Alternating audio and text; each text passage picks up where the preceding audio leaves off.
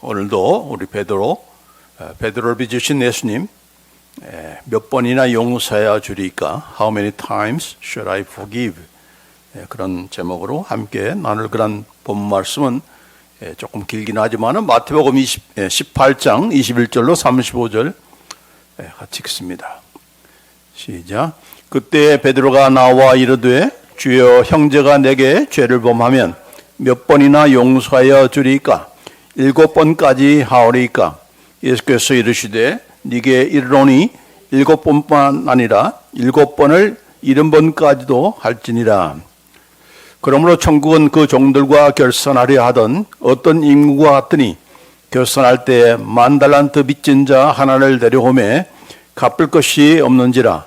주인이 명하여 그 몸과 아내와 자식들과 모든 소유를 다 팔아 갚게 하라 하니 그 종이 엎드려 전하며 이르되 내게 참으소서, 다 갚으리이다 하거늘 그 종의 주인이 불쌍히 여겨 놓아 보내며 그 빚을 탕감하여 주었더니 그 종이 나가서 자기에게 100데나리온 빚진 동료 한 사람을 만나 붙들어 목을 잡고 이르되 빚을 갚으라 하되 그 동료가 엎드려 간과해 이르되 나에게 참아주소서, 갚으리이다 하되 허락하지 아니하고 이에 가서 그가 빚을 갚도록 옥에 가두거늘 그 동료들이 그것을 보고 몹시 딱하게 여겨 주인에게 가서 그 일을 다 알리니 이에 주인이 그를 불러다가 말하되 악한 종아, 네가 빌기에 내가 네 빚을 전부 탕감하여 주었거늘 내가 너를 불쌍히 여김과 같이 너도 네 동료를 불쌍히 여김이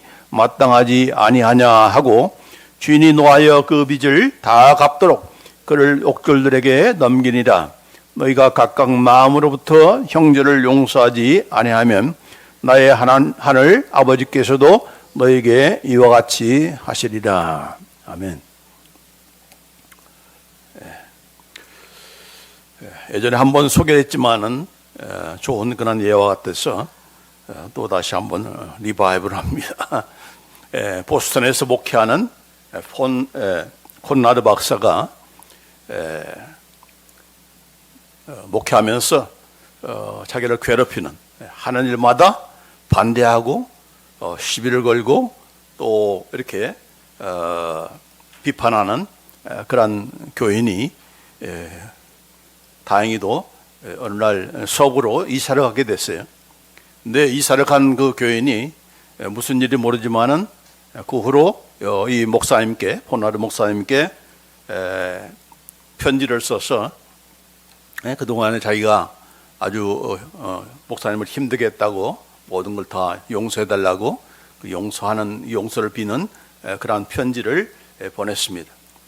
그러자 이 콘라드 목사님이 그 편지를 받고 너무나 기뻐서 뭐 요즘은 다 이제 인터넷 시대지만은 그러나 옛날은 그런 것이 없을 때니까 전보를 쳤어요. 전보를 쳐서 세 글자 forgiven, forgotten, forever. 용서했음, 또 잊어버렸음, 영원히. 3F라는 그런, 왜냐하면 정보를 줄 때 숫자가 많아지면, 글자가 많아지면 전부 가격이 올라가니까 되도록이면 짧게 이렇게 하기 위해서 3F로 시작하는 forgiven, forgotten, forever. 용서했음, 용서해 달라고 했는데 나는 당신을 용서했다. 그리고 용서한다고 하면서 계속해서 잊어버리지 않고 계속 리피트하는 사람들 있잖아요. 왜 자꾸 싸웁니까? 옛날에는 용서한다고 했는데 또 다시 어려움이 되면은 또 문제가 되면은 또 다시 브링아웃해서 이렇게 하다 보니까 용서를 못하는 그런 일이 있잖아요. 그래서 나는 잊어버렸다. 옛날에 네가 잘못한 것 다 용서했고 다 잊어버렸고 또 앞으로도 잊어버릴 것이다. Forever. 영원히 내가 너의 잘못을 내가 기억하지 않겠다라고 하는 그런 전보를 쳤다고 합니다. 어떤 사람이 저와 여러분에게 잘못한 그런 사람이 와가지고 내가 잘못했다. I'm sorry. 내가 잘못했으니까 나를 용서해달라. Forgive me. 이렇게 얘기했을 때 우리가 이 코나드 목사님처럼 그렇게 해야 되는데 앞에서는 용서했다라고 하면서도 다시 또 상황이 악화되면은 옛날 그 생각까지 너 옛날부터 또 그랬잖아 하러 가면서 다시 용서하지 못하는 그런 일들이 있고 또 이것은 부부 싸움의 그런 원인이 되는 거 아니겠습니까? 그렇죠? 다 용서했으면서 또 상황이 되면은 또 옛날 거를 다시 또 브링아웃 해가지고 끄집어내서 또 옛날부터 그랬잖아 라고 하는 그걸 하다 보면은 싸움이 멈추지가 않는 것들이 있는 거죠. 용서, 이 사람의 우리의 감정이라는 것이 내가 용서한다고 해서 그냥 바로 용서가 되는 것도 아니고 또 용서하지 못할 그런 상처에 대해서 아픔에 대해서 잊어버리는 그런 기억력을 우리가 가지고 있지 않죠. 그것은 아주 또 얼마나 잘 기억을 잘합니까? 그렇죠? 그래서 용서를 한다.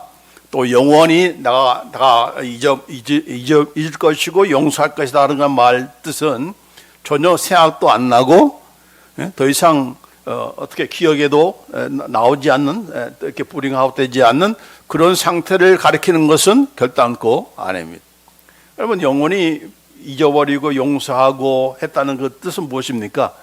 옛날 것이 옛날 나에게 잘못한 것이 생각이 나고 한다 할지라도 그 생각이 나를 괴롭게 만들고 나를 또 옛날 것으로 추억시키면서 그 사람에게 대한 또 악한 그런 감정, 미운 감정 이런 것들이 다시 생기면은 그 사람은 완전히 용서한 것이 아니죠. 그러니까 생기지 않는 것 그 자체가 벌써 그 사람이 용서했다는 그런 증거인 것이지 전혀 생각도 안 나고 기억에도 안 나는 그런 상태를 지금 성경에서 또 이 목사님도 그렇게 이렇게 생각한 그런 차원에서 용서했다는 뜻은 아니겠죠. 그렇죠. 그래서 특별히 인간과의 관계를 누구보다도 깊이 생각하는 그런 우리 한국 사람에게는 이런 용서하는 것, 용서를 구한다는 것이 쉽지 않은 것을 우리가 알게 됩니다. 그러나 이것은 그 어떤 것보다도 우리가 하나님을 믿는 그런 자녀로서 해야 될 아주 가장 가져야 될 그런 인격이 있다면은 바뀐 모습이 됐다면 바로 용서하는 거죠. 왜냐하면 우리의 모든 구원이 바로 하나님의 용서에서 비롯된 것이기 때문에 그렇죠? 우리가 존재하는 이유는 하나님께서 우리를 용서했기 때문에 하나님의 자녀가 되고 또 하나님 나라의 그런 백성이 되는 거 아니겠습니까? 그러니까 이제 우리가 출발하는 그 베이스가 무엇인가? 바로 용서입니다. 그래서 이 용서라는 것이 얼마나 중요하다는 것을 다시 한번 오늘 이 베드로의 그런 사건을 통해서 함께 나누고자 하는 것입니다. 오늘 본문에 보면은 예수님께서 베드로가 예수님께 나와가지고 주여 형제가 내게 죄를 범하면 몇 번이나 용서하여 주리까? 7번까지 하오리까? 그런 질문을 했어요.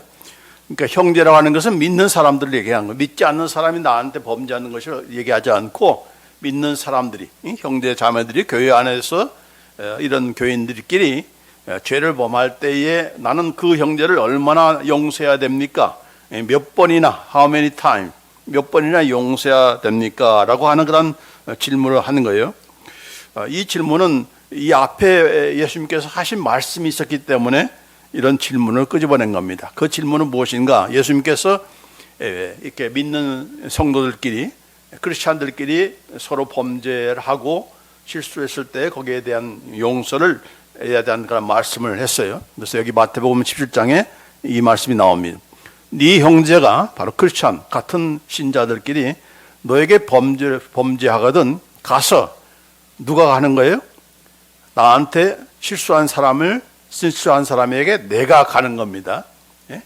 나를 괴롭게 한 사람이 먼저 찾아오는 것이 아니고 그 괴롭힘을 다 받은 내가 그에게 가서 너는 너와 그 사람과만 상대하여 권고하라.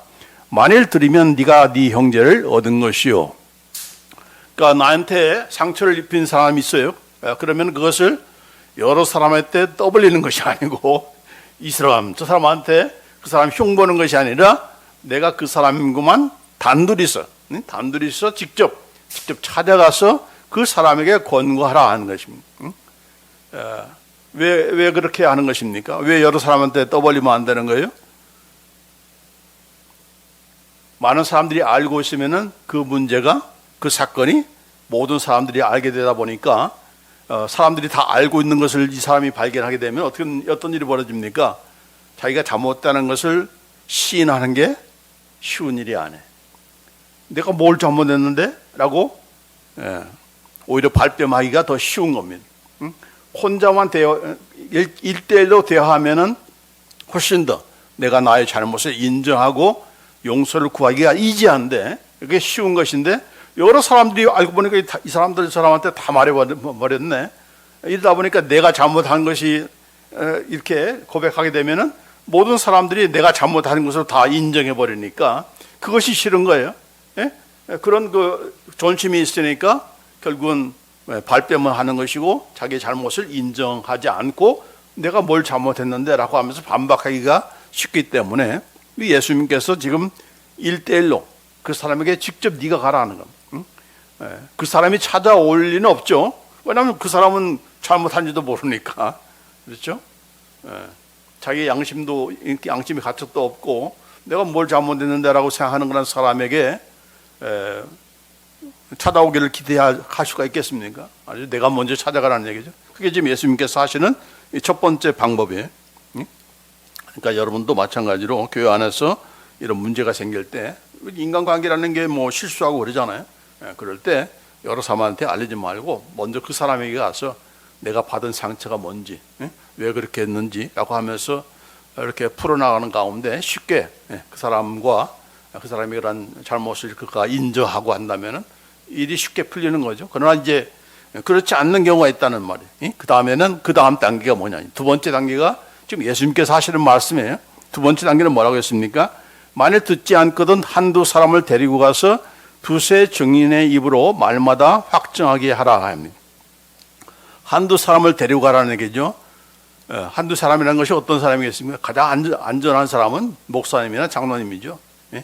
자기 편의 사람이 아니고 그 사람도 공정하게 이 일을 판단할 수 있는, 이 사건에 대해서 정확하게 판단할 수 있는 그런 사람을 데리고 가서, 그렇다고 해서 여러 사람 데려가지 말고 한두 사람,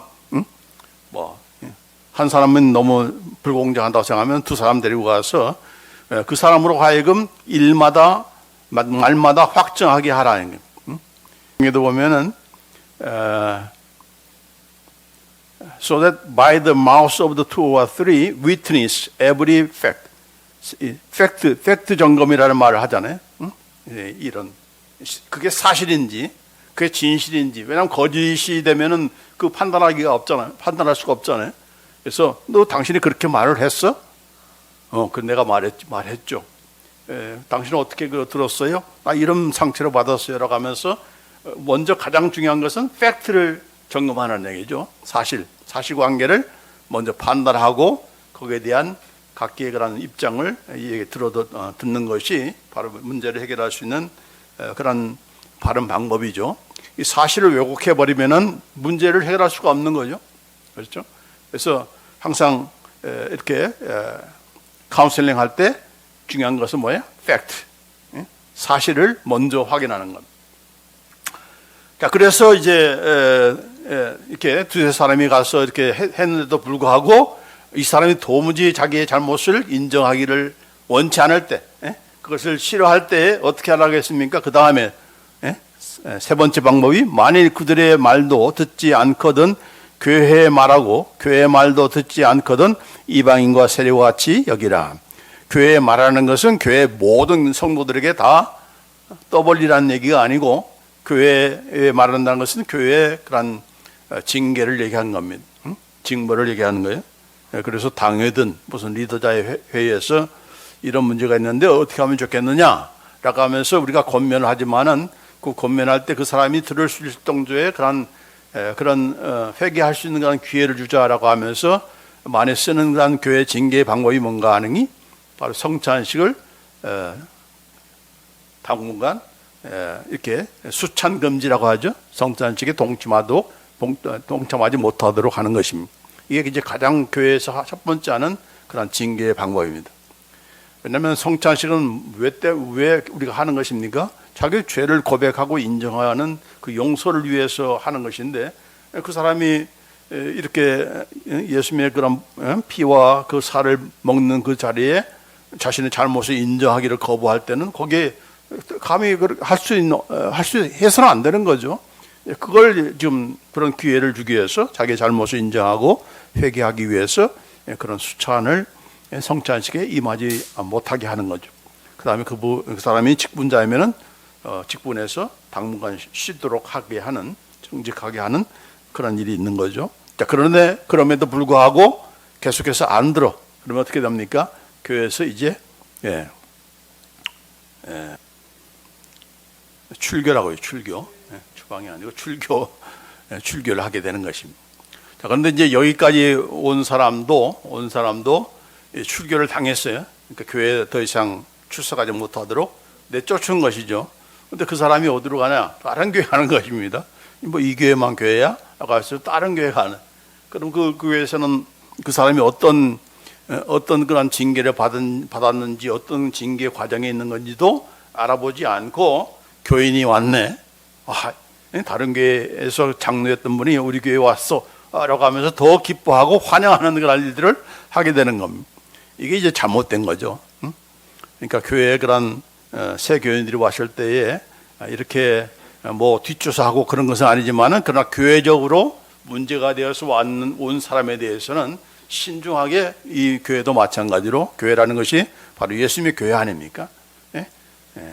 저쪽 교회의 그런 성도만이 아니라 우리에게도 예수 믿는 사람이라면 형제 자매 안에 똑같은 형제와 자매니까 똑같은 그런 각도로서 마음을 가지고 대하는 것이 필요한 것이죠. 자, 그래서 이 예수님의 그런 말씀이 이렇게 끝나자마자 베드로가 물어보는 거예요. 예수님,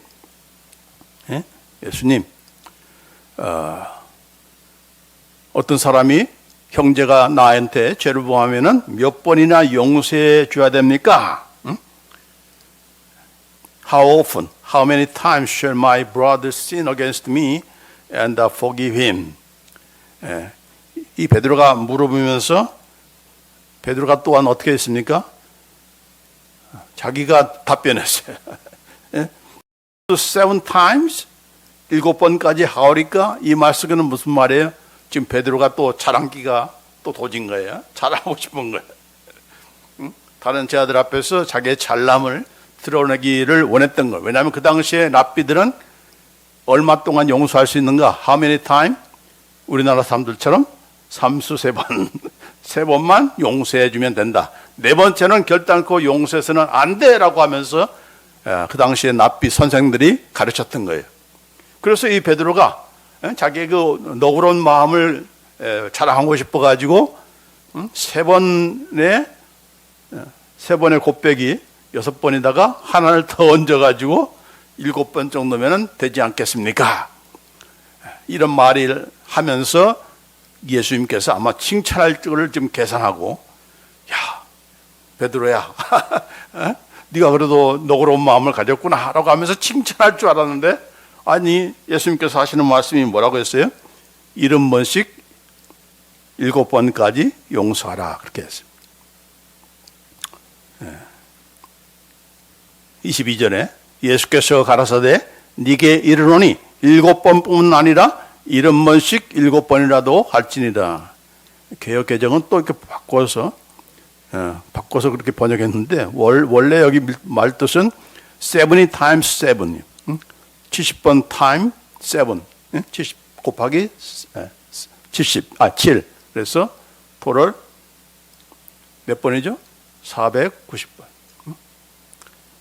490번만 용서하면 된다는 건 뜻이겠습니까? 예수님의 말씀이 그게 아니죠.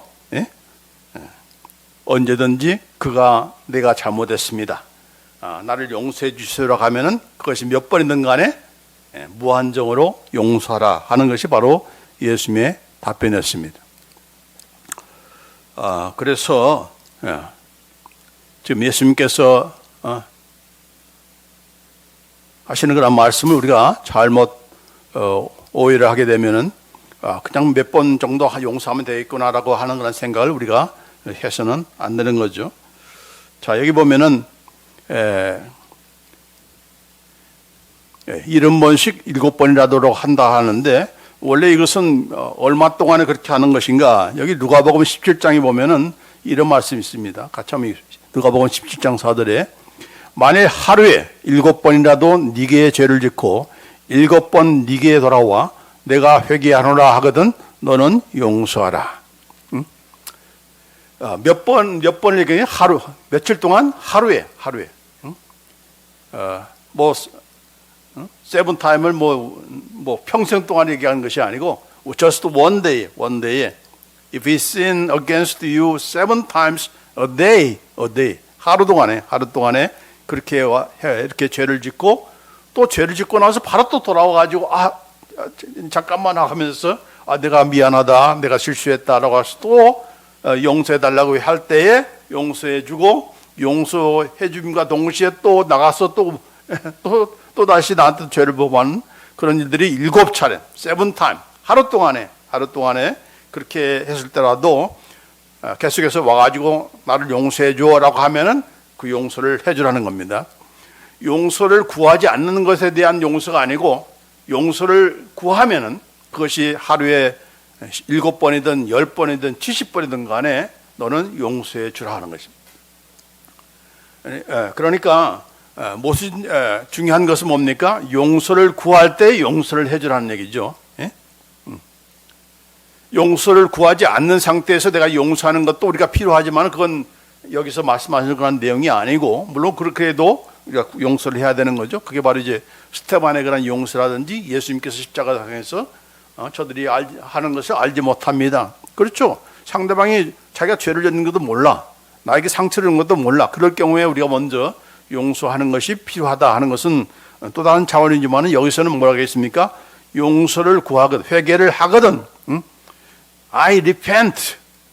그냥 단순히 자기 잘못이 아니고 돌이키겠다는 얘기죠. repent가 뭡니까? 나의 잘못을 인정할 뿐만 아니라 나는 돌이키겠다. 바른 관계로 해야 할 것이다라고 하는 그런 약속까지 포함되는 것인데 그럴 때마다 우리는 용서하라라고 하는 그런 말씀을 하는 것입니다. 자, 그러자 이런 관계에 대해서 이런 용서를 구함에도 불구하고 용서하지 않는 그런 상태에 대한 그런 예가 있으니까, 그렇죠? 상대방이 와서 계속해서 나한테 용서를 구하는데 나는 용서를 안 해주는 거예요. 내가 어떻게 용서할 수 있어? 내 눈에 흙이 들어가기까지는 용서 못해라고 하면서 용서해달라고 말은 쉽네.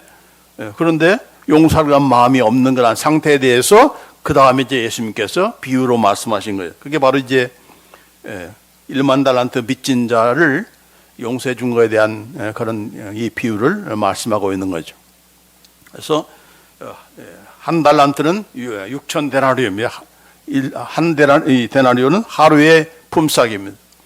그러니까 이 계산하면은 토럴 1만 달란트, 1만 달란트라는 것은 얼마 동안의 그런 싹인가 웨이지인가 바로 20만 년, 200,000 years 웨이지가 바로 1만 달란트 빚진 거예요. 이건 20만 년 동안 일한 그런 싹이니까 그 돈이니까 이게 뭐 도무지 갚을 수 없는 그런 액수가 아닙니까? 그렇죠? 자, 그래서 이 임금 왕이 빨리 갚으라고 하면서 이렇게 다고치니까 여기 뭐라고 했습니까? 주인이시여 내가 갚으리이다. 이 말도 잘해. 갚을 수 없는 도무지 갚을 수 없는 그런 액수인데도 불구하고 참아주세요. 내가 반드시 갚겠습니다라고 그렇게 막 애걸복걸을 하는 거예요. 그러자 어떤 일이 벌어졌습니까? 왕이 뭐라고 했습니까? 불쌍히 여겨서 다 그것을 빚을 탕감해 주었어. 이제 안 갚아도 돼. 근데 왜 탕감해 줬습니까? 불쌍히 여기셨어. He got the mercy to him. 예, 그에 대한 그런 불쌍히 여기는 마음이 있어서 그렇게 한 것입니다. 자, 근데 이렇게 탕감을 받은 이 종이 이제 밖으로 나가자마자 자기한테 100데나리온, 그러니까 100데나리니까 한 데라는 하루 품삯이니까 100일 동안 100 days 웨이지를 이렇게 뎁한 그런 빚을 진 그런 동료를 만나자마자 멱살을 잡고, 야, 왜 빚 안 갚어? 빚 갚어! 라고 하면서 다그치고, 너 빚 갚을 때까지 너 감옥에 들어가 있어! 라고 하면서 감옥까지 다 집어넣었어요. 그런 광경을 주위의 그 동료 그런 종들이 그것을 본 거예요. 그래서 그 일을 왕한테 가서 리포트를 한 거죠. 왕이시여, 당신께서 이렇게 그 많은 그런 빚을 갚은 진 그런 이 종을 용서했는데 이 종이 조금 그 빚진 것을 가지고 그걸 빚을 갚으라고 이렇게 욕에 집어넣는 그런 일이 있었습니다 하니까 왕이 뭐 가만히 있겠어요? 두고 볼 수 없는 거죠. 그래서 그 종을 불러서 이런 말을 했습니다. 마태복음 18장 32절 33절 말씀에, 이에 주인이 그를 불러다가 말하되, 악한 종아, 네가 빌기에 내가 네 빚을 전부 탕감하여 주었거늘 내가 너를 불쌍히 여김같이 너도 네 동료를 불쌍히 여김이 마땅치 아니하냐라고 했습니다. 그렇죠? 내가 그 많은 그런 빚을 20만 년 동안 일한 것을 이렇게 모아야 갚을 수 있는 그런 엄청난 빚을 다 탕감해 줬는데, 너는 조그마한 그런 빚을 안 갚는다고 그렇게 네 동료를 가두고 못 살게 하라고 하면서 그걸 이렇게 나무라시는 그런 모습을 볼 수가 있습니다. 그러면서 결론적으로 하시는 말씀이, 너희가 각각 마음으로부터 중심으로 형제를 용서하지 아니하면 나의 하늘 아버지께서도 너희에게 이와 같이 하시리라. 그렇게 말씀을 하신 것입니다. 빚이라는 것은 우리가 다 미국 생활하면서 크레딧 빚도 있고 뭐 이런저런 그런 빚이 다 있잖아요. 그 빚이라는 것은 어떻습니까? 갚아야 프리한 거죠. Debt free. 이게 얼마나 이 미국 생활에서 중요한 것입니까? 자, 그런데 우리 같이 하나님 앞에 지은 그런 죄에 대한 그 값은 무엇입니까? 마땅히 영원토록 하나님의 저주를 받고 심판을 받고 형벌을 받아야 되는 그런 것이죠. 영원토록 이렇게 불못에 던져지려야 할 그런 우리들인데, 그 빚을 하나님께서 예수님을 통해서 다 갚아주셨잖아요. 예수님께서 여러분의 빚을 다 담당하시고 십자가에 피 흘려 죽으심으로 여러분이 용서함을 받은 거 아닙니까? 그렇죠? 하나님 앞에 용서함 받을 뿐만 아니라 심지어는 하나님의 자녀까지 되게 하시고 하나님 나라에 가는 백성까지 되게 하셨으니까 얼마나 우리가 받은 그 은혜라는 것이, 긍휼하심이라는 것이 얼마나 크다 하는 것을 우리가 알 수 있는 거 아니겠습니까? 그렇기 때문에 예수님께서도 산상설교 가운데 이런 기도를 하라고 우리에게 당부했죠. 우리가 주기도문 가운데 하신 기도죠. 우리가 우리에게 죄 지은 자를 사하여 준 것 같이 우리 죄를 사하여 주옵시고, 내가 너희를 용서하신 것처럼 너도 용서하는 그런 너가 되어야 된다라고 하면서 하시는 말씀인데, 여기 말하는 죄라고 하는 것이 죄가 아니고 sin이 아니라 debt. Forgive us our debts. 우리의 빚이라고 했어요. 그러니까 이게 마태복음 18장에 나오는 그 죄를 이 빚을 용서해 주는 거하고 지금 죄를 용서해 주는 것이 같은 그런 맥락의 그런 말씀이라는 것을 알 수가 있는 거죠. 그렇기 때문에 하나님 앞에서 우리가 우리의 모든 그런 빚을 다 탕감해 주신 그 하나님의 은혜를 받은 자로서 우리 역시도 우리에게 상처를 입힌 자들을 또 그들이 나에게 나와서 나를 용서해 달라고 하고 이렇게 여쭤봤을 때에 우리가 기꺼이 용서해 주는 그런 우리가 되어야 된다는 것을 말씀하고 있는 거죠. 여기 에베소 4장 32절에도 서로 친절하게 하며 불쌍히 여기며 서로 용서하기를 하나님이 그리스도 안에서 너희를 용서하심과 같이 하라 했습니다. 여기도 마찬가지로 우리가 용서하실 수 있는 것은 바로 하나님께서 나를 얼마나 용서해 주셨는가를 생각하면 생각할수록 그 사람을 용서해 줄 수 있는 거예요. 그렇죠? 왜 용서를 안 하는가? 왜 용서하지 못하는가?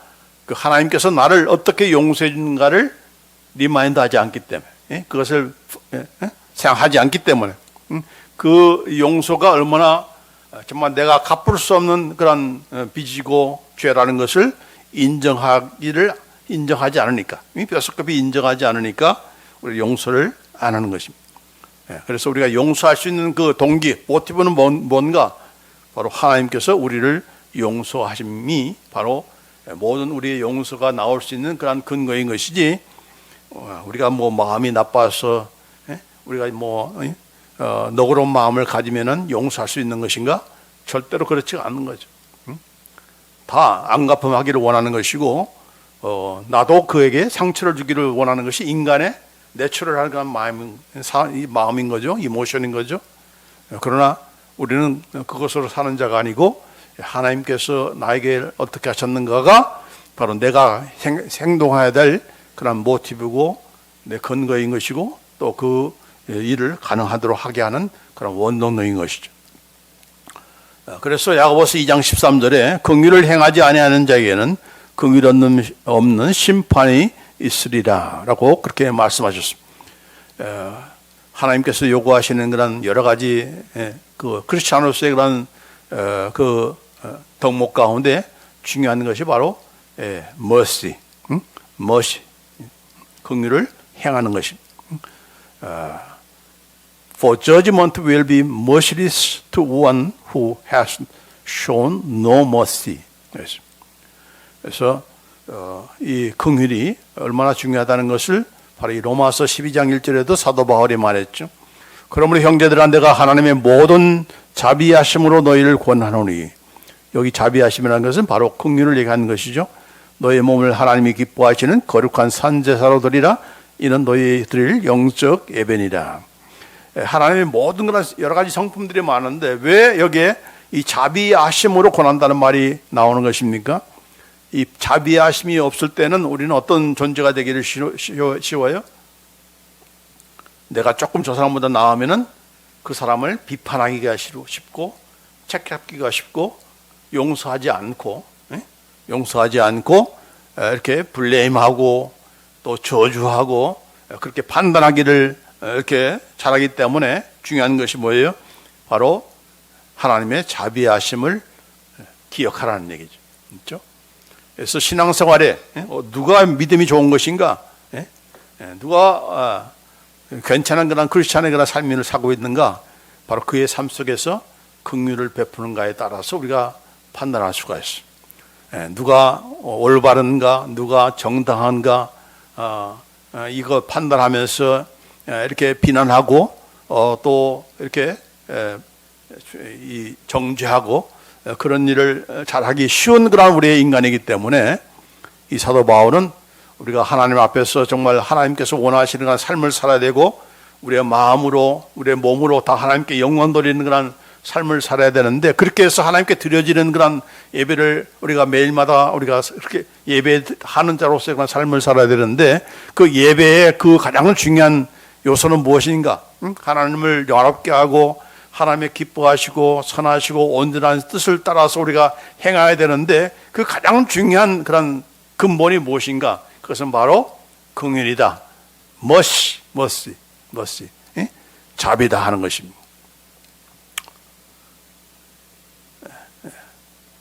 그런 삶을 살라고 우리 여기 미국의 크리스찬들은 어렸을 때부터 그거 가르치잖아요. 그래서 길 가다가 구걸하는 그런 사람에게 기꺼이 그냥 따지지 않고 기부하는 그런 일들, 또 생활 자체가, 삶 자체가 도네이션, 기부하는 것이 그게 깔려 있잖아요.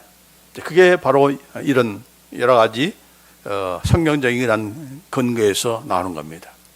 긍휼을 베푸는 것이 얼마나 중요하다는 것을 보여주는 것입니다. 그렇죠? 그래서 우리도 이런 우리가 삶을 살아야 될 줄 믿습니다. 오늘 이 말씀에도 내가 너희를 불쌍히 여긴 것 같이 너도 네 동료를 불쌍히 여김이 마땅치 아니하냐 했습니다. 그래서 항상 하나님께서 나를 어떻게 사랑하셨지, 하나님께서 나를 어떻게 대하셨지, 하나님께서 나를 어떻게 용서하셨지, 이런 그 생각들을 자꾸 해야 상대방을 사랑하는 마음이 생기는 것이고 상대방을 용서할 수 있는 그런 마음이 생기는 거예요. 그게 바로 이 하나님의 사랑이 우리 마음속에 계속적으로 부어주신다는 그 증거인 거예요. 하나님께서 계속적으로 이렇게 사랑을 배워주신다고요. The love of God has been poured out within your heart. 하나님께서 계속적으로 present perfect tense라고 있죠. 현재 분사형으로 계속적으로 현재 완료형으로 계속적으로 부어주신다고 했는데 그 부어주신 근거가 무엇인가? 그 근거는 무엇이? 그 확인은 어떻게 하는 것인가? 바로 그런 생각을 갖고 있는가 하는 것입니다. 하나님께서 나를 어떻게 사랑하셨지?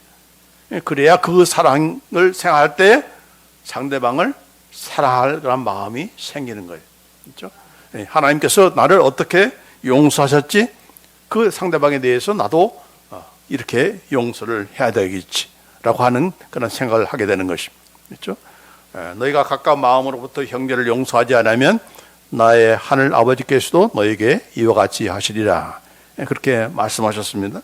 그래서 오늘 이 베드로가, 여러분 중요한 것은 무엇인가? 이 베드로가 형제가 나한테 잘못했을 때가, 그랬을 때에 내가 몇 번이나 용서해야 됩니까? 라고 하면서 7번 하면 되겠습니까? 라고 하는 그런 말을 듣다가 예수님께로부터 한 대 얻어맞은 거죠. 그런데 그 중요한 그 배우 가운데는 무엇인가? 이 베드로가 다른 사람이 자기한테 죄를 보면 그 정도가 아니라 내가 다른 사람한테 이제 용서받을 수 없는 그런 죄를 범한다는 것을 지금 내다보고 하는 말씀이라는 것이에요. 그 용서받을 수 없는 죄가 뭡니까? 예수님께서 붙잡혀 갔을 때에 너 예수님과 한 패지, 너 예수님의 제자지라고 물으실 때 어떻게 했습니까? 예수님을 저주하면서 맹세하면서 부인했던 그런 베드로였어요. 그러니까 이런 사실이 나중에 알려졌을 때에 다른 제자들이, 그 제자들은 다 그냥 도망쳤지만은 야 너는 그렇게 할 수가 있어? 어떻게 예수님을 저주하고 맹세하면서 부인할 수가 있어? 라고 하면서 충분히 이 동력을 한 제자들로부터 비난을 받고 너를 용서할 수가 없어. 우리는 그래도 좀 도망치는 건 그래도 그 죄가 너가 지은 죄보다는 또 덜한 거라고 하면서 아마 베드로에 대해서 용서할 마음이 생기지 않는 그런 제자들이 될 수가 있기 때문에 바로 그 상황을 미리 이렇게 미리 보면서 다른 제자들아, 베드로가 너희들 앞에 실망스러운 일을 한다 할지라도 그가 잘못했다고 하면은 용서해야 돼. 그렇게 말씀하신 거예요. 그러니까 지금 베드로의 입장에서는 얼마나 이 말씀이 자기는 칭찬받으려고 예수님의 칭찬을 기대하면서 7번 용서하면 되지요라고 하면서 했던 그런 베드로지만은 그러나 이제 조만간에 예수님을 저주하고 맹세하면서 부인하는 그런 죄를 지음에도 불구하고 그 죄를 지은 그런 베드로를 어떻게 동료 제자들이 함께 그것을 용서할 수 있는가? 용서해야 된다. 왜? 내가 너희를 그렇게 용서했기 때문에. 여기에 결국은 베드로에 대한 하나님, 이 예수님의 배려와 자상하신 그런 사랑의 모습이 보여지는 겁니다. 보입니까? 이건 단순히 용서에 관한 그런 비유의 말씀이 아니라 지금 앞으로 벌어질 그런 베드로의 그 잘못에 대한 예수님께서 미리 베드로만이 아니고 베드로를 바라보는 제자들, 베드로의 다른 제자들만이 아니라 또 수많은 그런 크리스찬들이 베드로를 향해서 그런 비난의 화살을 당기게 될 때에 우리가 조심해야 될 것이 무엇인가? 하나님은 베드로보다도 더 큰 죄를 범한 자들도 예수님을 통해서 용서하셨어. 그 용서를 경험한 너희들이야. 그러니 형제의 잘못을 그 죄가 경중으로 따지면 조금 더 한다 할지라도 용서 못할 죄는 없다 하는 것입니다. 그가 잘못을 와서 고백하고 나 잘못했다. 네, 나를 용서해달라. 내가 그 상황에서 이렇게 살기 위해서 내가 잠깐 어떻게 된 거야 라고 하면서 용서를 구할 때 우리 용서해주는 그런 우리가 되기를 원하는 것입니다. 그래서 이 예수님의 이 베드로에 대한 그런 답변은 정말 그 베드로를 얼마나 사랑하시고 또 그 베드로를 통해서 다른 제자들까지도 우리가 예수님의 제자로서 그 12 제자만이 아니라 저와 여러분도 예수님의 제자로 부름받은 것이니까 우리가 동력을 한 성도들, 신자들 또 심지어 가족들, 이웃들에 대한 그런 우리가 어떤 삶을 살아야 되는가 항상 누가 옳았냐, right, wrong이 아니고 누가 긍휼을 먼저 베푸는가 그게 더 우리의 신앙의 성숙을 반가름하는 그런 중요한 바로미터이다라고 하는 것을 알고 이런 옳고 그름을 따지는 것도 뭐 따지지 말라는 것이 아닙니다. 그러나 항상 그 베이스에는 그 기초에는 무엇이 깔려야 되는가? 긍휼, 자비, merciful, mercy 이것이 항상 베이스로 깔려서 나올 때에 그런 불쌍히 여기는 마음으로 잘못을 지적할 때는 깊게 봐야 되는 거죠. 그러냐 완전히 그냥 블레임하면서 나만 옳고 너는 틀렸어라고 하는 그런 각도에서 뭘 한다면은 그 사람도 뭐 어떻게 되겠습니까? 상대방이 나한테 실수한 건 내가 가만히 안 놔두겠다. 한번 나한테 죄만 줘. 가만히 안 있을 거야. 밤이 또 오히려 반박하려고 하는 마음이 생기잖아요. 그렇기 때문에 항상 저와 여러분이나 여러분의 인간관계에서도 항상 무엇이 근거해야 되는가? 가장 중요한 덕목이 무엇인가? 바로 mercy, 긍휼, 자비라는 것을 우리 항상 잊지 말고 그것이 바로 우리의 신앙생활의 가장 중요한 그런 베이스고 덕목이고 우리의 인격이다 하는 것을 우리가 기억하시면서 그럼 우리가 되기를 간절히 원합니다. 기도합시다.